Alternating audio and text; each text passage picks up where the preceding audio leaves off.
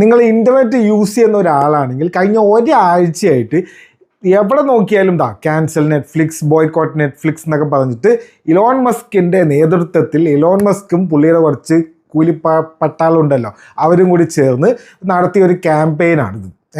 X തുറന്നാൽ തന്നെയായിരുന്നു നെറ്റ്ഫ്ലിക്സിൽ അതുണ്ട് ഇതുണ്ട് എന്നൊക്കെ പറഞ്ഞിട്ട്. അപ്പോൾ ഇത് ചുമ്മാ അങ്ങനെ വന്നൊരു സംഭവമാണോ? ഇത് ഇപ്പോൾ കൊണ്ടുവരാനുള്ള കാരണം എന്താണ് എന്ന് ജസ്റ്റ് ഒന്ന് നോക്കിക്കഴിഞ്ഞാൽ നമുക്കൊരു കാര്യം മനസ്സിലാവും. This is A perfect example of distraction.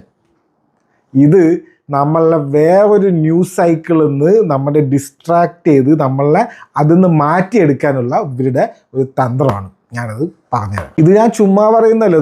Elon Musk ഒരു 2-3 ദിവസത്തിലിട്ട പോസ്റ്റുകളാണ് ക്യാൻസൽ നെറ്റ്ഫ്ലിക്സ്, ക്യാൻസൽ നെറ്റ്ഫ്ലിക്സ്.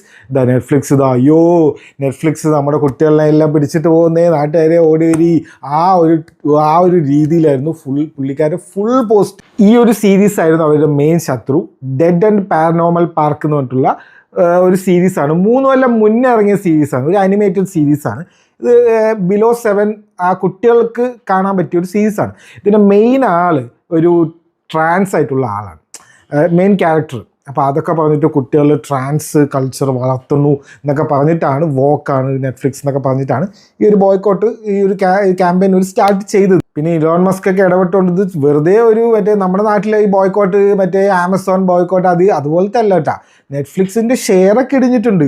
3%, 2.5% ഇടിഞ്ഞ് ബില്യൺസ് ഓഫ് ഡോളർ നെറ്റ്ഫ്ലിക്സിന് നഷ്ടം വരെ വന്നിട്ടുണ്ട്. ഇനി നമ്മൾ ഒന്ന് ടൈം ട്രാവൽ ചെയ്ത് ഈ ക്യാമ്പയിൻ തുടങ്ങുന്നതിൻ്റെ 2 ദിവസം മുന്നേ പോവാം. 2 ദിവസം മുന്നേ ഒരു സംഭവം വന്നിട്ടുണ്ട്.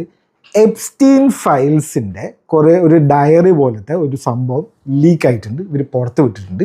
അതിൽ കുറേ ഈ മീറ്റിങ്ങിനെ കുറിച്ചും ആരെ എവിടെയൊക്കെ മീറ്റ് ചെയ്യണം അങ്ങനത്തെ കുറേ എൻട്രീസ് ഉള്ള ഒരു ഡയറി പോലത്തെ ഒരു സംഭവം പുറത്ത് വിട്ടിട്ടുണ്ട്. അതിലാരാണുള്ളത്?